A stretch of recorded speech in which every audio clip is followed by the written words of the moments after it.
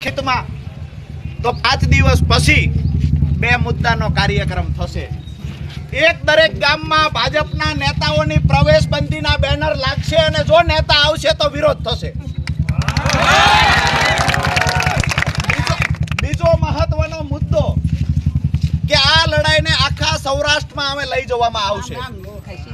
જ્યાં જ્યાં ચૂંટણી હશે ત્યાં તાતરવડી ડેમ 1 માં જે ખેડૂતોનું પાણી બળજબરી પૂર્વક જે સરકારના ચૂંટાયેલા નેતા લઈ જવાના પ્રયત્ન કરે છે અને સરકાર મૂંગી થઈને બેઠી છે, તો એ સરકાર 5 દિવસમાં સમજી જાય।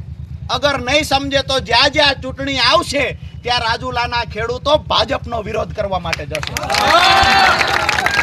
અહીંયાથી આપણે ગુજરાતના તમામ ખેડૂતોને વિનંતી કરીએ છીએ કે 5 દિવસમાં અમારી માંગણી સ્વીકારે તો ઠીક છે, જો અમારી માંગણી નહીં સ્વીકારે તો રાજ્યવ્યાપી આંદોલનનો પણ મેસેજ આપશું। દરેક જિલ્લામાં રાજુલાના અહીંયા જે ખેડૂતો પીડાયા છે આ ખેડૂતો માતાઓ બહેનો અને ખેડૂતોના પડઘા દરેક જિલ્લામાં પાડવામાં આવશે।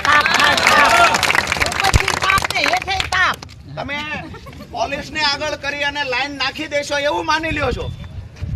તે લાઈન નાખતા પહેલા હજુ કામ પૂરું થયા પહેલા તમારા હાથે એવા કાળા કામ કરવા પડશે કે તમારો આત્મા પણ ના પાડશે।